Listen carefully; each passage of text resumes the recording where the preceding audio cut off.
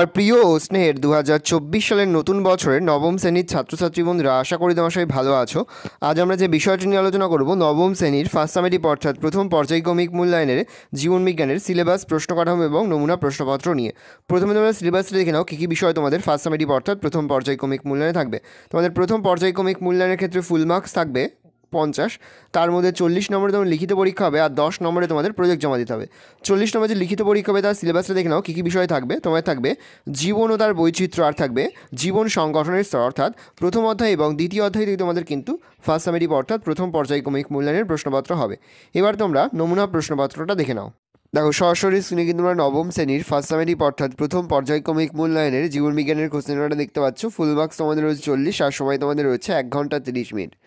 প্রথমে তোমাদের রয়েছে বিভাগ ক, একে দাগে রয়েছে সঠিক উত্তরটি নির্বাচন করে লেখো। প্রতিটি প্রশ্নে মান 1 করে 1 × 7 = 7। প্রথম, যে বিপাকে জীবনের শুষ্ক ওজন বৃদ্ধি পায় তাকে বলা হয় অপচিতি, উপচিতি, সমচিতি, কোনটিই নয়, উত্তর হবে উপচিতি। তাহলে যে বিপাকে জীবের শুষ্ক ওজন বৃদ্ধি পায় তাকে বলা হয় উপচিতি। পরের প্রশ্ন, মাইক্রোস্ফিয়ার কথাটি প্রথম উল্লেখ করেন Miller, Haldane, Sydney Fox, Oparin, উত্তর হবে সিডনি ফক্স। পরের প্রশ্ন, পক্ষী সম্পর্কিত প্রাণীবিদ্যা শাখাকে বলে অর্নিথোলজি, ইকোলজি, এন্টোমোলজি, অর্নিথোলজি, উত্তর হবে অর্নিথোলজি। পরের প্রশ্ন, সম্পর্কযুক্ত জীবকে গোষ্ঠীভুক্ত করার পদ্ধতিকে বলে নামকরণ, শ্রেণীবিন্যাস, শনাক্তকরণ না হায়ারকি, উত্তর হবে শ্রেণীবিন্যাস। তাহলে সম্পর্কযুক্ত জীবকে গোষ্ঠীভুক্ত করার পদ্ধতিকে বলে শ্রেণীবিন্যাস। পরের প্রশ্ন, ডিএনএ ও আরএনএর গঠনগত একক কোনটি? নিউক্লিওসাইড, পেন্টোজো শর্করা, নিউক্লিওটাইড, অ্যামিনো অ্যাসিড, উত্তর হবে নিউক্লিওটাইড। প্রশ্ন, রক্ত তঞ্চনে সাহায্য করে কোন ভিটামিন এ, ডি, ই, কে? উত্তর হবে ভিটামিন এ। তাহলে রক্ত তঞ্চনে সাহায্য করে ভিটামিন এ। হচ্ছে কোষ আবিষ্কার করেন যে বিজ্ঞানী? সোয়ান, রবার্ট হুক, সেইডেন, লিউয়েনহক, উত্তর হবে রবার্ট হুক। তাহলে কোষ আবিষ্কার করেন হচ্ছে রবার্ট হুক। পরে তোমাদের রয়েছে বিভাগ খ, 2 দাগে রয়েছে একটি বাক্যে উত্তর দাও যে কোনো 3টি। প্রতিটি প্রশ্নে মান 1 করে 1 × 3 = 3। প্রথম, সবচেয়ে ক্ষুদ্রতম কোষের নাম কি? উত্তর হবে মাইকোপ্লাজমা গ্যালিসেপ্টিকাম, উত্তর হবে মাইকোপ্লাজমা গ্যালিসেপ্টিকাম। পরে হচ্ছে কেঁচো কোন পর্বের প্রাণী? উত্তর হবে অ্যানিলিডা। তাহলে কেঁচো কোন পর্বের প্রাণী? উত্তর হবে অ্যানিলিডা। পরের প্রশ্ন, তারা মাছের গমন অঙ্গের নাম কি? উত্তর হবে নালীপদ। তারা মাছের গমন অঙ্গের নাম হচ্ছে নালীপদ। পরের প্রশ্ন, কোন খনিজ পেশি সংকোচনে সাহায্য করে? উত্তর হবে ক্যালসিয়াম। তাহলে ক্যালসিয়াম পেশি সংকোচনে সাহায্য করে। কোন ভিটামিনের অভাবে স্করভি রোগ হয়? উত্তর হবে ভিটামিন সি। তাহলে ভিটামিন সির অভাবে স্করভি রোগ হয়। তুমি তাকে শূন্যস্থান পূরণ করো যে কোনো 2টি। প্রতিটি প্রশ্নে মান 1 করে 1 × 2 = 2। প্রথম, গমনে অক্ষম একটি প্রাণী হলো ড্যাশ, উত্তর হবে স্পঞ্জ। পরের প্রশ্ন, অ্যামিবা ড্যাশ রাজ্যের জীব? উত্তর হবে প্রোটিস্টা। প্রশ্ন, জীবদের গঠনগত ও কার্যগত একক ড্যাশ বলে? উত্তর হবে কোষ। ড্যাশ ভিটামিনের অভাবে বন্ধ্যাত্ব রোগ লক্ষ্য প্রকাশ পায়? উত্তর হবে ভিটামিন ই। 4 দাগের হচ্ছে সঠিক বাক্যের পাশে টিক আর ভুল বাক্যের পাশে ক্রস চিহ্ন দাও যে কোনো 2টি। প্রতিটি প্রশ্নে মান 1 করে 1 × 2 = 2। প্রথম, নীলাভ সবুজ শৈবাল মোনেরা রাজ্যের অন্তর্ভুক্ত? উত্তর হবে ঠিক, তাহলে আমরা সত্য লিখব। প্রশ্ন, ইস্ট এর প্রকার এককোষী ছত্রাক? উত্তর হবে ঠিক, তাহলে আমরা সত্য লিখব। প্রশ্ন, উদ্ভিদ কোষে নিউক্লিয়াস থাকে না? উত্তর হবে ভুল, তাহলে আমরা মিথ্যা লিখব।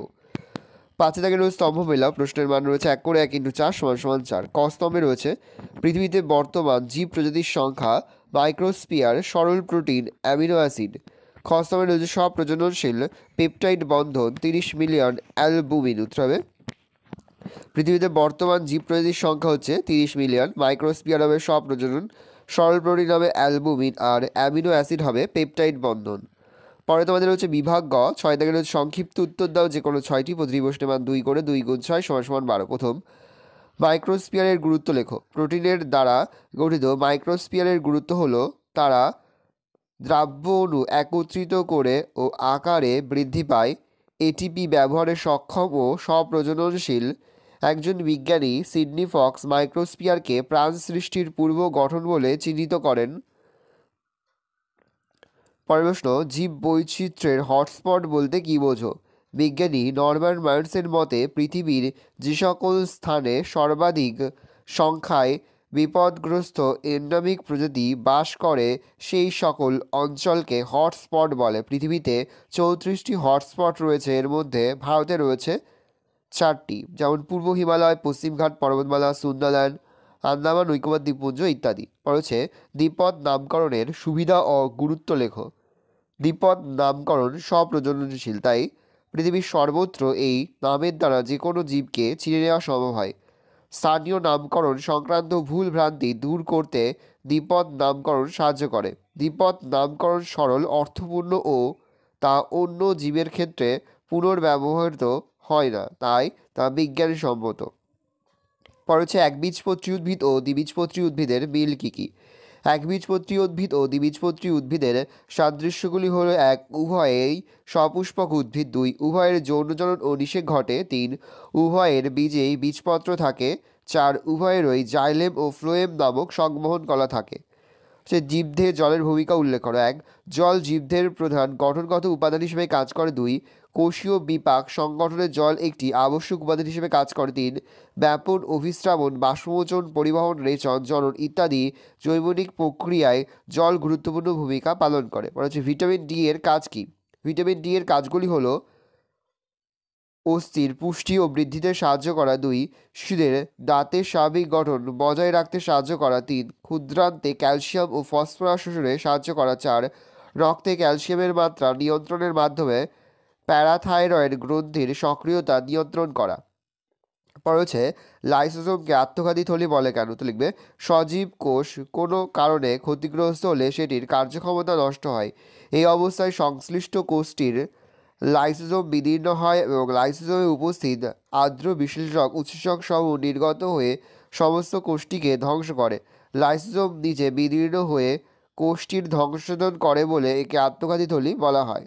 সে মায়োপ্রোডিয়াল ইউট্রিকাল কি? এটি কোথায় দেখা যায়? প্রাইমোডিয়াল ইউট্রিকাল উদ্ভিদ কোষের কেন্দ্রীয় কোষ গহ্বরটি অত্যাধিক বড় হয়ে নিউক্লিয়াস সহ প্রোটোপ্লাজমকে পরিধির দিকে সরিয়ে দেওয়ায় কোষ পর্দার অভ্যন্তরে কোষের পরিধি বরাবর সজ্জিত প্রোটোপ্লাজমের যে পাতলা স্তর তৈরি হয় তাকে প্রাইমোডিয়াল ইউট্রিকাল বলে। অবস্থান: এটি পরিণত উদ্ভিদ কোষের কোষ পর্দার পরিধি বরাবর অবস্থান করে। পরে হচ্ছে অগ্নাশয়কে মিশ্রগ্রন্থি বলে কেন? উত্তর লিখবে অগ্নাশয়ের বহিঃক্ষরা অন্তঃক্ষরা উভয় প্রকার ক্ষরণকারী অংশ থাকায় একে মিশ্রগ্রন্থি বলে। এর বহিঃক্ষরা অংশ থেকে অগ্নাশয়ী রস নির্গত হয়ে যায় যা খাদ্য পাচনে সহায়তা করে।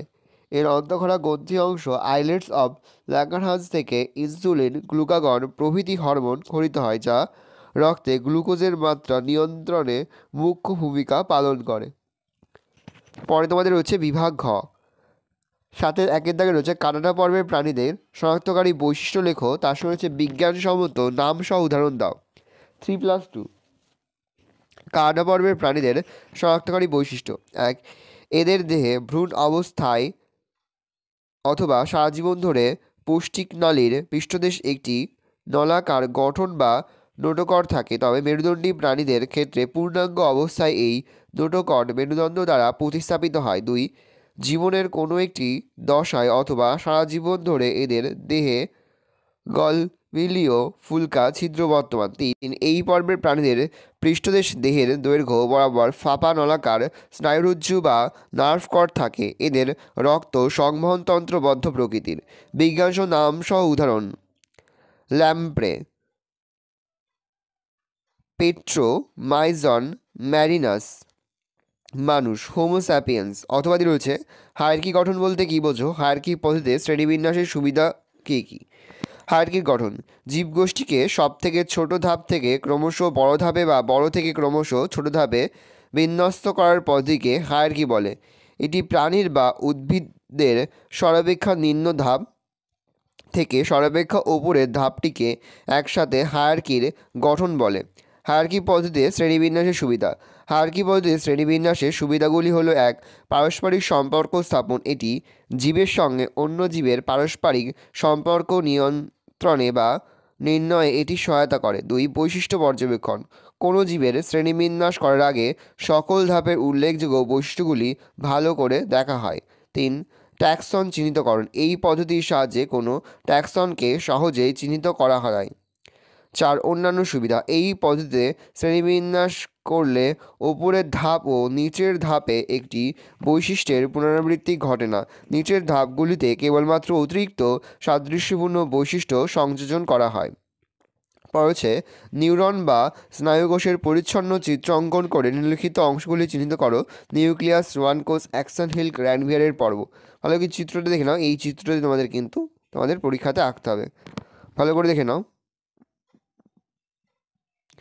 অথবা দিয়ে রয়েছে ভাজক কলা কাকে বলে ও তা কোথায় থাকে, এই কলার গঠনগত বৈশিষ্ট্য ও কাজ লেখো। ভাজক কলা উদ্ভিদে যে অপরিণত কলার কোষগুলি ক্রমাগত বিভাজিত হয়ে নতুন কোষের সৃষ্টি করে তাকে ভাজক কলা বা মেরিস্টেমেটিক টিস্যু বলে। ভাজক কলার অবস্থান উদ্ভিদের সমস্ত বর্ধনশীল অঙ্গে অর্থাৎ মূল কাণ্ড ও পাতার অগ্রভাগে, পার্শ্বে এবং স্থানীয় কলার মধ্যবর্তী অংশে ভাজক কলার অবস্থান করে।